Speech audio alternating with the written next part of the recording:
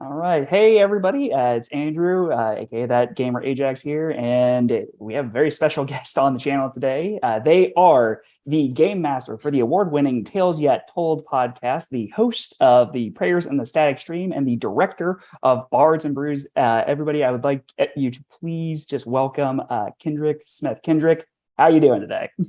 I'm doing pretty well. Thank you for having me here. I'm so very excited. Even I'm glad that we're finally able to sit down and talk Yeah. after only knowing each other through social media for so long. So this is great. Thank you so much. Yeah, of course. So for anybody that hasn't either listened or watched either your podcast or your stream, could you give me tell them a little bit about like what do they get when they listen to like Strangers in the Woods or Prayers in the Static? Tales Yet Told is an actual play podcast where we play primarily, well, only really indie games. Though we've played, I guess, I was going to say we've only played one game because we've only had one season, but in that season we've played three games so far.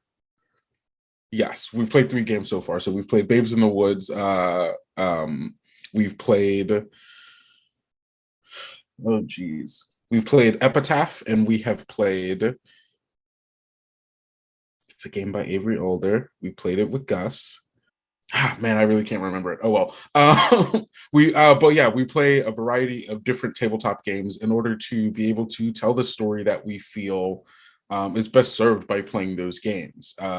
And our first season, Strangers in the Woods, it is a whew, fairy tale sci-fi horror game where we in a very over the garden wall uh esque kind of game, we follow three children who are in a weirdly enchanted and horrifying forest controlled by an all-seeing omnipresent entity known as the Stranger.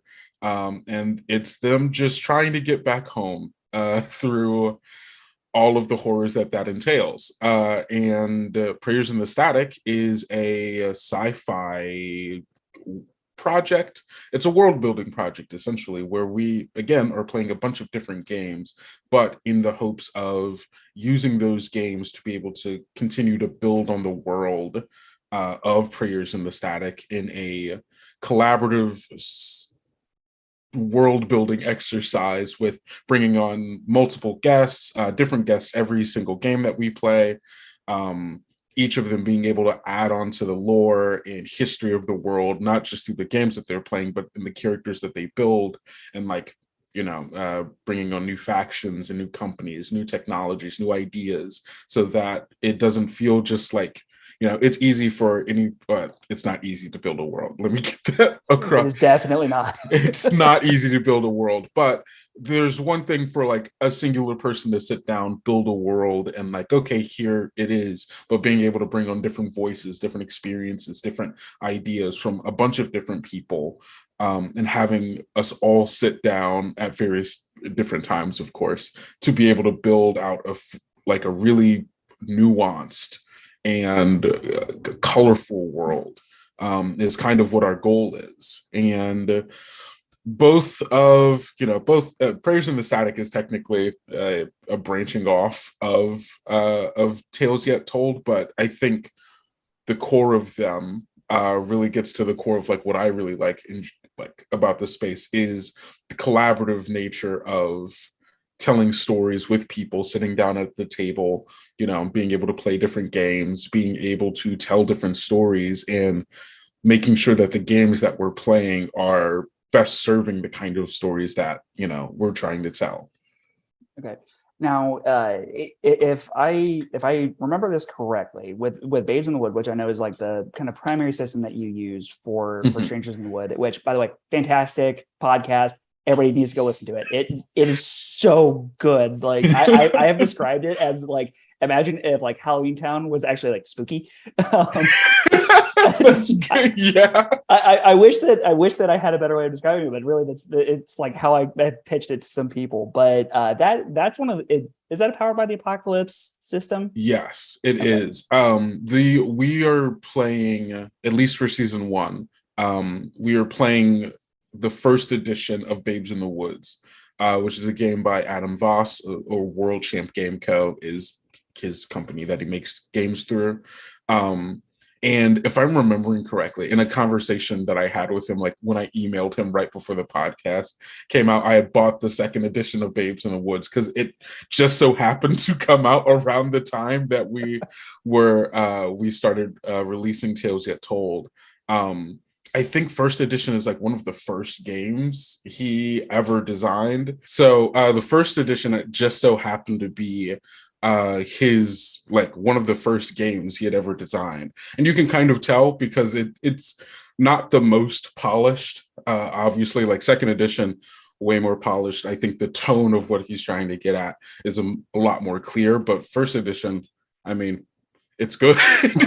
Or we wouldn't be playing it. Yeah. The funny thing is that you say that like like it's lacking some polish, and yet I'm just enthralled like the whole time I'm listening. Like you and your team do a fantastic job on like making you feel like you are like you're there and you're getting to witness this. Like it is like the most intense show. That like if this was on TV, I literally would be like glued to the seat. Like I don't think I'd be able to leave. But actually, Stranger in the Wood and your work with Pairs and Static is why I wanted to bring you on, so that way you could actually start giving some advice to other people. Because well, first let's take a quick step back and let's talk about how did you get involved with the tabletop world? What were some of the games that you've played over the years?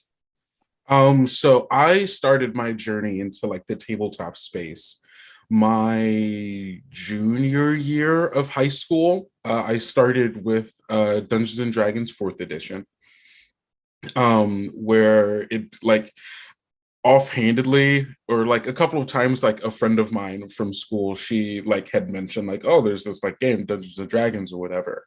And I also used to be really big into um uh Channel Awesome.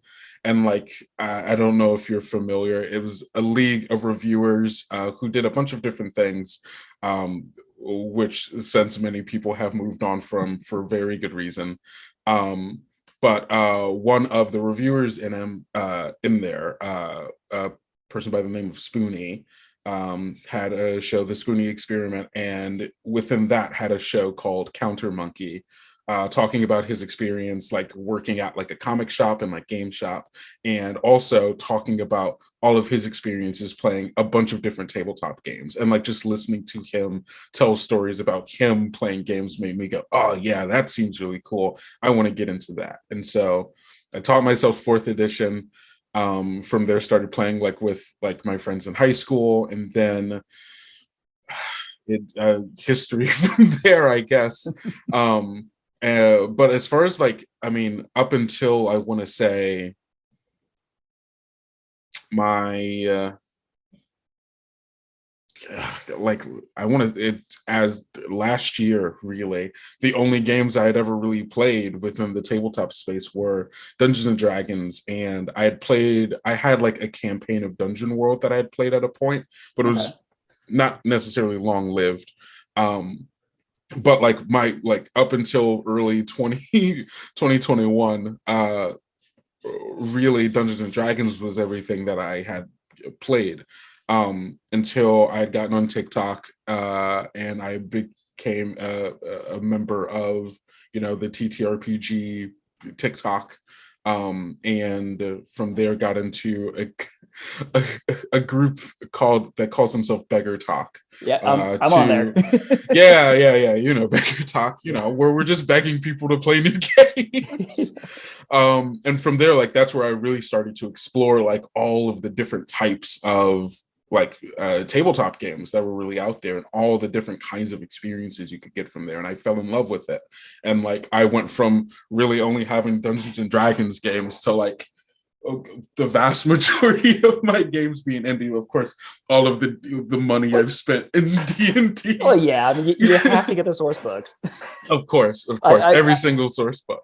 I'm gonna be completely honest. I'm so jealous of your shelf. So I like because I've been branching out into more of like the indie sphere, right? But like a lot of mine are like PDFs because they're like cheaper to get, honestly. Yeah. So like I don't have like the physical editions just like sitting there. I want more of them. So I'm a little jealous. I folders full of PDFs and Google Drives full of PDFs, and it's like I very much and like that's one of the great things about indie games, right? Is the accessibility of them being in PDFs, unlike a lot of my D&D books. Yeah. But I agree, there is something about having that like physical thing to be able to flip through the pages that like feels really good. And anytime someone introduces me a new game that I'm like, I really want the book of this, I sometimes make the poor financial decision to I'm just gonna go ahead and get it. And like that is so relatable. A lot of those I have not read, and that's because my ADHD makes it very hard to sit down and just read a book. But they look really good, and I like having them. You know what? Sometimes that's all you need it for, right? Right. Okay, so now we've got a little bit of the background. I will say I'm a little shocked that you've only really been like doing the indie sphere for like a year now, because just the way that you present these systems, like you seem like you know them really, really well. And that is just so impressive. And you've gotten me interested in playing a couple of games. I mean, like I do want to check out like Babes in the Wood now. I want to try out Mothership. I actually was watching your Echo stream, and like that was really interesting to me. Like that looks like it's just so fun. Echo's so fun. I love that. So how would you describe yourself as a game master in that case? I would say as a game master, I feel like I guess there's almost like a quadrant of what you can define game masters on, from like being prep heavy to being improv heavy to being tactically and like combat focused to being narrative focused. And I find myself very much into I'm almost completely improv based as far as a GM goes. And I mean, you having seen my stuff, I'm also very much into the narrative aspect of it as well. Not that I don't, combat can be good depending on the system, at least for me, running. But I very much, even out of combat, I care when playing in tabletop games, I care less about the tactics of it. Despite I very much like tactical games. I was literally just playing Fire Emblem right before this call. Despite I like really liking tactical combat as a player, as a game master, I find myself less inclined to lean in that direction. I would say as a game master and as an improv comedian, which I've done for years as of this point, before even really getting into tabletop, I find myself really focused on trying to find the best way to give the players kind of what they want. And also being able to, I like being able to sit down at a table and like present a story and then kind of get the energy back and like feel out the table and see like what is the stuff that they're biting at, what is the stuff that they're interested in, and being able to play into that and really kind of hone in on, oh, I said this thing and there was a reaction, I'm just going to lean into it. It's a lot of the reason why if you listen to Strangers in the Woods, there will be multiple occasions where I start describing food, and my players have a very visceral, almost uh hateful reaction to my doing so. But a lot of the reason why I do it is because of that reaction. I'm like, they are upset that I am describing food right now because it is good, but I also know that is what they want because they are desiring that food, so I will lean into it. Or whenever I'm describing something being creepy or eerie and like describing a physical setting, and like I can tell like, okay, this is the thing that they're interested in, I'll dive into that a little bit. Okay. Or like when they're having conversations with either each other, NPCs, being able to pick up on like, okay, this is the theme that they like want to like explore with their character, or like this is how they're feeling in this moment, and then being able as a GM to go, okay, how do I hone in on that, how do I twist that even to get them to really explore the thing that they're interested in, Okay. if that makes sense. Yeah. Yeah. Well, Yeah. so I guess kind of a follow-up question that I have, and I guess is how, because you mentioned that you are a little bit more improv based. How do you have any tips that you might be able to give people to kind of like really start honing those improv skills? Like how, like what can they be looking out for? Like how do they keep an eye out for those player reactions? Yeah. I will say, over it being games being primarily online now make it a lot harder. Absolutely. Because there's I've been GMing primarily online since even before COVID, honestly. Okay. Um, and but there's nothing quite like being at a table full of people playing the game. And in either way, it's kind of hard to describe because it's a thing that you really, really have to practice, right? It's not like a skill that you're just like, it's not something that necessarily comes easy. It is a lot of it comes down to really knowing the people that you're playing with. Okay. It is being able to recognize when body language shifts, when the way that they're talking shifts, when they have an actual visceral reaction, when they're like, ugh, like kind of grimace, or when they laugh at something, or like it's so hard to explain, and a lot of it just comes down to knowing the people you're playing with. Okay. So would it just be like kind of like just know your people, obviously, and then Right. would you also say that it's just like really be receptive to like how they are reacting then? Yes, it is. It really is. As far as like something that I've had to learn in improv, whenever, working with people, even people that you don't know, right? It is, if someone says something during a game, during an improv thing, or during a game, where they make a character choice, where they, even if it's off the cuff, completely silly, like, even as a joke, the fact that they said it or did it show means that it is something that they care about to varying degrees, even if it's a passive thing that they care about. Or it shows it that it's something that they're interested in. And being receptive to that and finding ways to weave that into something that's already going on. I think I'm trying to think of an example that I can pull from Strangers in the Woods. Okay, here's one. There is a moment early on in episode 2 of Strangers in the Woods, where they are at the cabin in the woods. They meet Carrie, and there's the moment where Dakota is trying to find a way to break off from this main group to be able to get into a room with the phone. And like during that piece, like there's like I could physically see, as we were playing, like Marcy's like gears spinning, trying to find a way to trick this child into letting her get into this room. And she ends up coming up with this plan to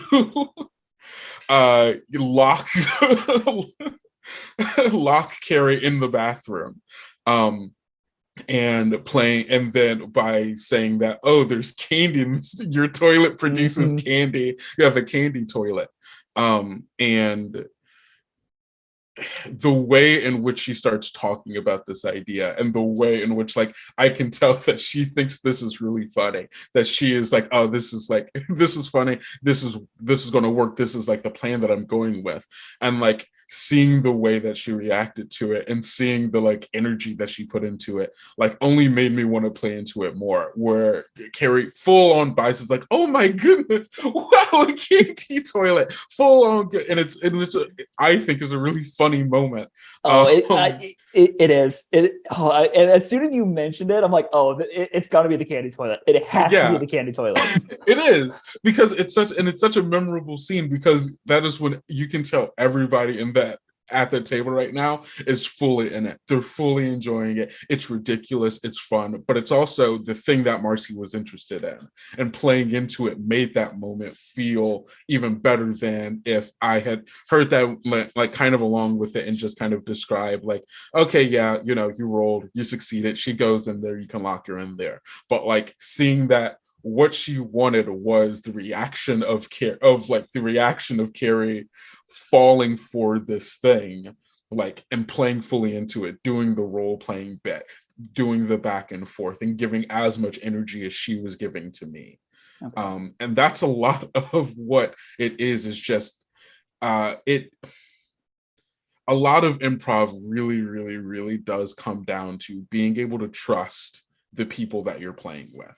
Um, because if I went into the games the way that I normally do, which is very little prep and very little thought out before, and I was playing with a group of people who are not willing to give that kind of give the energy and buy-in to the game to be able to offer things that I can then play with, um it would be very hard for me to play these Okay. games. um and so I mean, yeah, it's really hard to, I would say, if you are someone who's playing with a group of people that you haven't played with, and you are trying to find ways to, you know, practice the skills of improv, and like practice like being less prepared than normal, I would say then listening is the greatest skill that you can have. Because listening is what is going to clue you in on what is it that people are excited to play with, Okay. because they will tell you either in words or subtly around it by like kind of dancing around the thing they really want to do. And a lot of times you just have to have you ever been at a table where, as a GM or even as a player, and seeing someone else, where they start asking the GM, hey, is this thing here? Or like, okay, what does this room look like again? Like, Yeah. what is, like, is this thing here? When they start doing that, that means that they have something in mind. They have a plan. They just need your go ahead, and your, like, you saying, okay, it's valid that you can do this because these things are here. Hey, just say the thing is there. Ask, like, just sit there and ask them, hey, what is it you're trying to do? Because we can make it happen. I just need to know what that thing is. So Okay. communication and trust between your players, knowing that you are going to give them the tools to let them do the things that they're interested in, and you as a GM giving the trust to them that you are going to communicate to me the things that you're interested in, so that I can make sure that all of us are having a good time. Okay. And actually, so for my next question, I want to kind of like wind this back a little bit, because I know that you had already mentioned that, sometimes like you will like kind of overindulge in like describing food, right? Mhm. So I know as a listener, that's one of the things that I have like really picked up at when, you're running a game, that you are very vivid with your descriptions. And a large thing that you do is you play to the senses insanely well. I was just wondering, like, how do you hone that skill a little bit, and Mhm. why is that one of the things that you do seem to focus on when you're kind of setting a scene? I will say that if finding ways to describe sensory details is a skill that you're trying to get, then pay attention to your real life. Pay attention to the actual things that you're doing in your life and the sensory details that you're getting. Notice the way that light plays off of a glass window. Notice the way that things feel in your hands. And like to yourself, try to describe like, oh, this is kind of, oh, this concrete is kind of gritty in the way that it feels like, to the touch. And not just like, not I think a lot of detail not only comes down to like you describing like, oh, a thing feels rough. It is tying it to a memory that is maybe not necessarily universal, but is relatable. You Okay. know, when it specifically when we're talking about food, right? Even if you haven't had a specific dish, right? You can probably remember what it feels like to have something that melts in your mouth.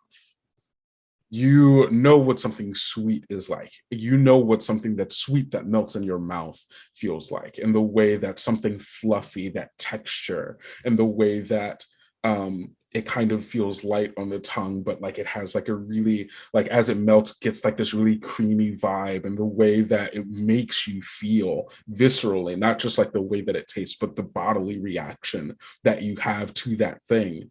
Like try to remember those key details in your regular life, and really when you're describing stuff in games, you're just pulling on memories that you have that are relatable to other people. You can remember what something crunchy feels like, and the way that that feels on your tongue, and the way that like it's satisfying to be able to like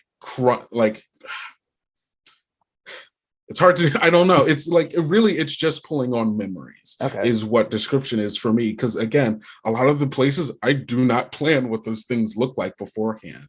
And so I make a mental Rolodex of sensory details and, and the way that things look, that I just like, if I see something in real life or feel something in real life that feels really cool, I just store that away. And that's Okay. something for me to use later and pull at whenever I need. So just to clarify, it's one of those things like if you just like take some time to just like slow down and really like observe, then that's something that you can just really like throw in at any given moment. I mean, I'm gonna tell you right now, when you were Mhm. already like describing that, I'm just like, I just ate, but I'm already hungry again. Like, I want to eat what that is. Right. And I didn't even have to tell you what that food is, right? Yeah. I just had to tell you how it feels. Okay, so so far I absolutely love the advice that you've been giving so far. Like I'm already inspired to start like trying to change some things up in my own games. And like I will say like look, I'm gonna go ahead and put this one out there for the audience. If somebody does something that you like, steal it or try to emulate it as best you can. I like there is absolutely nothing wrong with trying to be somebody else. I know, like for myself, like Matt Mercer, obviously big inspiration for a lot of people, right? And like I'm just like, okay, how can I start trying to do that? But this is where like you really should be listening to or watching other shows, listening to other podcasts and stuff like that, because then you'll find somebody like Kendrick does a fantastic job. Seriously, like Kendrick is somebody that I really look up to, like in this space. They are incredible. So Kendrick, I did want to ask you, what are some games that you would recommend for people, especially if they're like, we've talked about wanting to get like a little bit more into the indie scene. Like, what are Mhm. some of these smaller games that you think could like help somebody work on like some narrative flexing per se? Gosh. I well, I am a Powered by the Apocalypse stan. I will always say, if you are trying to work on your abilities to improvise narrative, or narrative just in general, and then also improvisation, um, one of the big reasons why I will forever recommend Powered by the Apocalypse is because I think there's something so useful about the tool of focused choice. And what I mean by that is there is a difference between playing a game like, let's say, Dungeons and Dragons, and playing Masks. I will use this because I was actually having this conversation with someone yesterday. Oh, perfect. Um, where if, let's say, you were playing a game. Let's say you were playing a superhero game in D&D, if that was the thing you wanted to do. And you have your players. They get into the scene. Stuff is going on. There's a big bat there holding a bunch of people hostage, like in a building, let's say.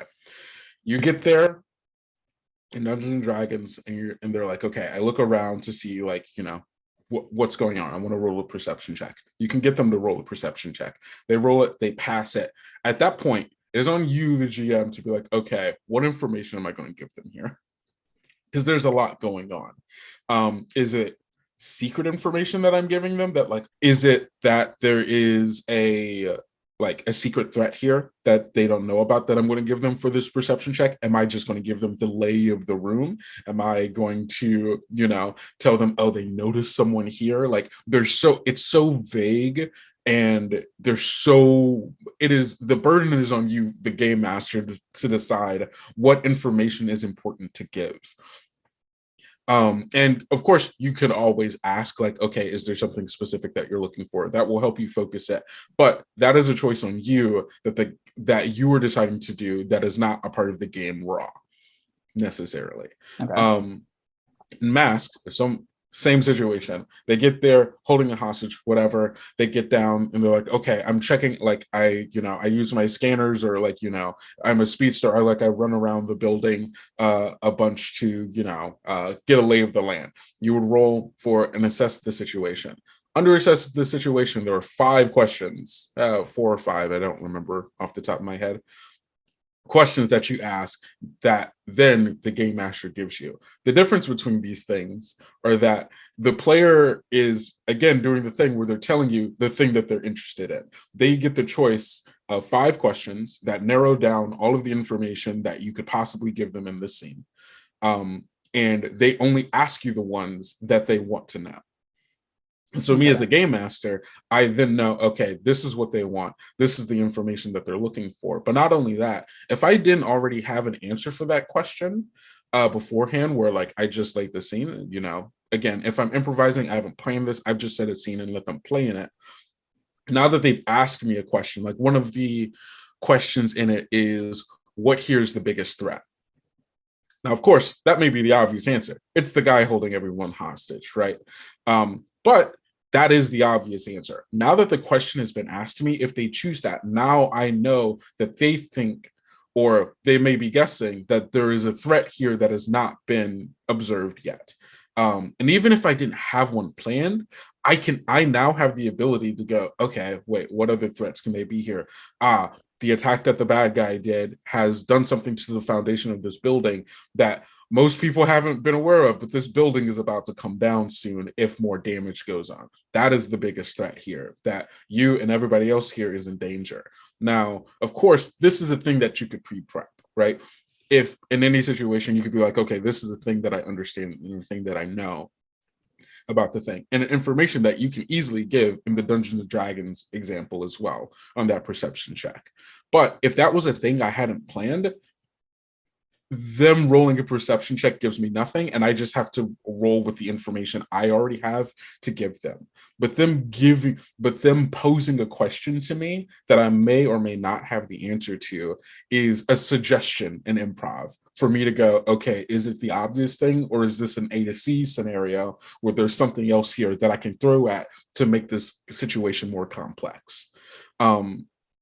And that's just, I mean, that's like one, like, example of Right. the many different ways that, like, Powered by the Apocalypse games allows, through narrowing choice but still leaving it vague enough that you can improvise stuff, that it really helps train that muscle to constantly be thinking of, okay, I know vaguely what is here, but is there something else? Or if someone says that they're interested in another thing because their move says that they can ask me a different question, or because their move changes this thing and gives me an option that changes the story in a bunch of different ways, like in Strangers in the Woods.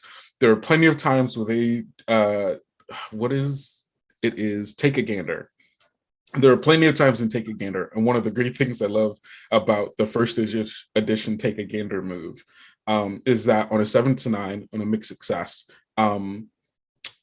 they get to ask two of the questions from their list about like what's going on in the scene, and one of them is a truth and one of them is a lie. I'm And I so glad you brought that up because if you didn't, I was going to. Like, it is one of my favorite moments because then, like, and the thing is, you do a very convincing job on telling like two things that sound like they could be very true, and then you just see the players kind of sit back and just go, "Huh? Oh if no." if I can share a secret to you, I rarely know which one is the truth and which one is the lie. I choose two things that I'm like, both of these could be true or both of them could be lies, and I will figure out later which one it is depending on depending on what's going on. There are a few times where I do actually know the truth, which one is the lie, but there are a lot of times where I'm trying to think of any specific one that isn't spoiling anything. I Was there feel one like of this? the times when I do feel like the times when that take a gander is used, that it's usually in like really like critical moments. Yes, and then It, I it, always give them. I give them, hey, they ask for they ask for the hammer, and I just give them the toolbox, and they're like, well, this is what is this supposed to do for me? okay. It's I and of and I will say, even in the situations where I'm not as clear to myself which one is true and which one's a lie, there is a lot of times where I most of the times I have a vague sense of like, this one is more true than this one, but Okay. there is a world where the second one is true, and there is a world where this other one's a lie. And if it becomes narratively appropriate, I can flip that before like without like before like a thing has to be retconned, right? Like if there is like a true answer here that has already been established, I'm not going to change that to be a lie. Um, but if it is vague enough, I I have the freedom, and because of the way that the narrative is, to be like, okay, this I think this one is more true, and I can make this lie seem like the truth by I don't know any other way to describe this other than withholding information Yeah. from the players, because a lot of it is about perspective, knowing that the game and story that is happening is through the perspective of the players. So there's a lot of information that they're going to have that is only half true or half real, and is only the thing that they can perceive, not the history or the background information of what that thing is. And that's where a lot of the GM flexibility comes in when it comes to being able to improvise a narrative, because a lot of the reasons why I don't have very clear answers is because there's a lot of it that I just don't know what it is yet until it happens.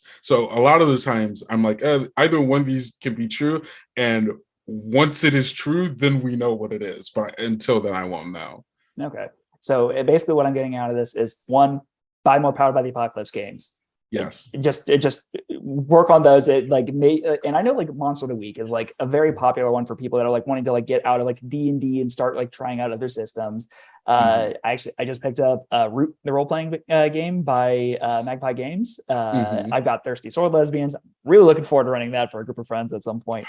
But also, game masters out there, remember, you can literally make it up as you go. Just make sure that you like maybe jot it down somewhere and make sure that like you're paying attention to like how your players are reacting to certain things. Like I recently, for one of my home games, I just used a random like in generator, and I literally came up with one that was like the ugly ferret. And of course my players were like, oh, we want to go to that one. And I'm like, okay, what's gonna, obviously there has to be a mascot. So I gave them Tyson, the world's ugliest, oldest ferret. He's 45 years old. Is it like an actual like ferret size? Like, oh no, he's an actual ferret, but like he's got like oh, droopy it's so face good. and just drooling all over the place, and like you just hear him like bubbling around in the night. And of course, my players are like, Oh, "What is wrong with this ferret?" And I'm like, "They're interested in this ferret, so this guy's getting some lore now." exactly. That's what it is. Because you see the typical like story going around of like, oh, the NPC that you just threw in there that your players like fall in love with, and like, but you were just expecting them to be a side character. Hey, guess what? Your players have decided that they are a main character now. You've got to roll with that. Absolutely. And there's so much you can do with that because they are a blank slate, because you just kind of threw them in. You can do whatever you want with that.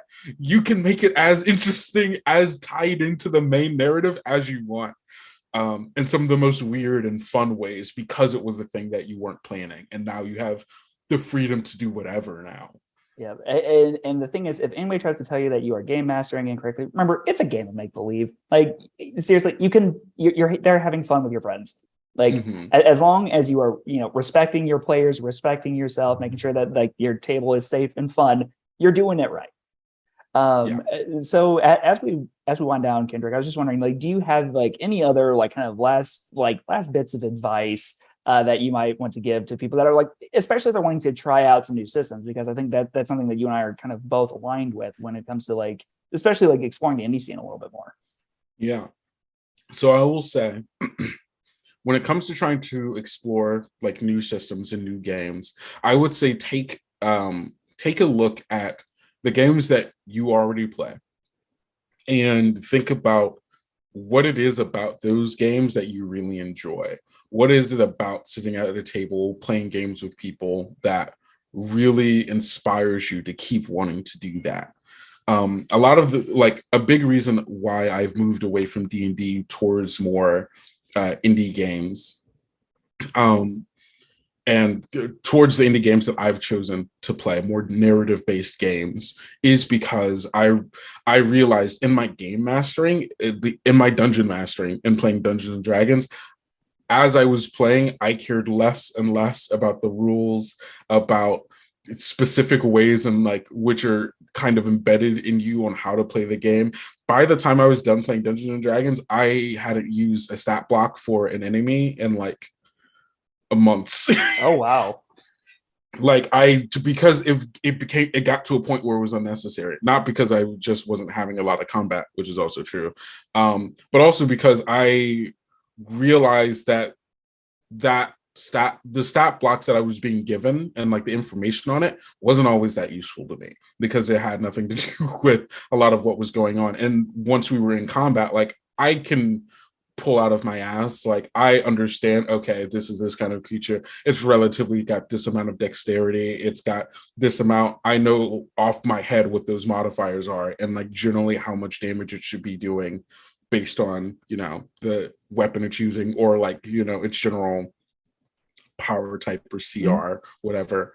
And like I had a whole ship battle once where one of the people were like a genie, and I did not use a gen stat block. I was like, oh, cool. I want them to have storm powers. They can shoot lightning bolts. Cool. That's the whole thing. They were doing stuff that is not on any monster stat block whatsoever. And but it was so much fun. And like it was such a fun encounter that we were having. And it was like around that point, I'm like, I don't really why am I using this game? Right. If if the tools that the game is trying to give me, I'm not as interested in, right? And I was realized like, oh, the things that we were playing with were primarily inner character relations. We were doing like stuff on like politics and the way that like faction like relationships with characters matter to them and like how that interplays. We were mostly the vast majority of our game was just talking, like characters talking to each other, doing intrigue, and really diving into ways that the narrative twists and turns upon characters interacting with each other. And that's not a thing Dungeons and Dragons is very good at. But there are a bunch of games that are good at that. And that being the thing that I'm drawn to, I went out and found games that really played with the things that I was interested in. And other people are going to have different reactions to different parts of the games that they're playing. If you really like tactical combat and you want to explore more indie games where like tactical combat, maybe play Lancer, maybe play Icon, which is the fantasy equivalent of Lancer. Okay. Both highly tactical games that have some narrative stuff, but if you like your tile combat, you're like having to place yourself on a battle map and like really think about, okay, these are the ways that my different thing combo into each other to get the maximum effectiveness out of that. Go find games that do that. That's the thing that you're interested in. If you like games that deal with political intrigue, find games that have a robust like faction system and the way that they interplay. Play Scum and Villainy, play Blades in the Dark, play Root. Like there are a bunch of games that deal with the themes and things that you're excited about in games in a bunch of different ways. So go out, find those games that really tailor to the thing that you're interested in, and just play them. And I will say, just from like my time looking, and granted, I've only been like getting into the indie sphere now for like maybe 2 years, maybe a little over that. But like there is a game out there that will fit your needs. Yeah, yeah.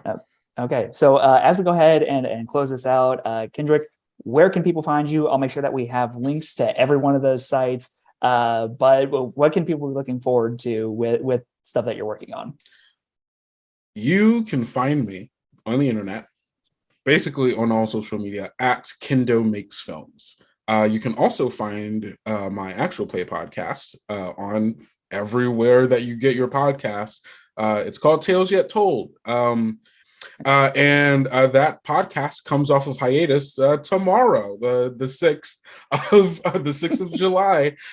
We are playing some smaller games. We are actually, some of the live games that we've done are being edited down to be some episodes. We have a very fun pirate game coming up that I'm really excited about, which there'll be more information, but you'll have to go to our Twitter and Instagram to find that out. Also, am I? Yeah. Okay. Yeah. Also, tomorrow, not only is the podcast back, our merch store is going live. You can find all of our merch at merchyetsold.com. I love that name so much. Thank you. I worked very hard to come up with it. We got a bunch of you can get shirts, stickers, mugs of character art, of our cover art, and other illustrations and stuff. Running a podcast is hard, and almost all of it comes out of my own personal pocket. And so really we're just trying to find ways to make it more sustainable, and make it take care of itself, which is sustainability, I guess. Okay. So I just said the same thing twice. And if you aren't going to be getting merch or anything like that, like listen to the shows, shout out the shows. Like Tales Yet Told is fantastic. Prayers in the Static is fantastic. Like there's so much good stuff here. Yes. And you can listen to Prayers in the Static every other Friday, which I think will also be this Friday. You have a very busy week. Every week is a busy week. Which is this upcoming Friday. It'll just be me. We aren't playing a game this time. We are doing a discussion panel with just me and Ibrahim, talking about the setting that we've built so far and how all of the games have fit in and our world building based off of what has happened in those games. I'm very excited about it. And I think it'll be a good time to be able to kind of sit down and stew in the weird sci-fi world that we've built. And of course, you can find links to that on our social media page, Tales Yet Told, twitter.com/Tales Yet Told. Put it there. Okay, it's gonna be in the description too.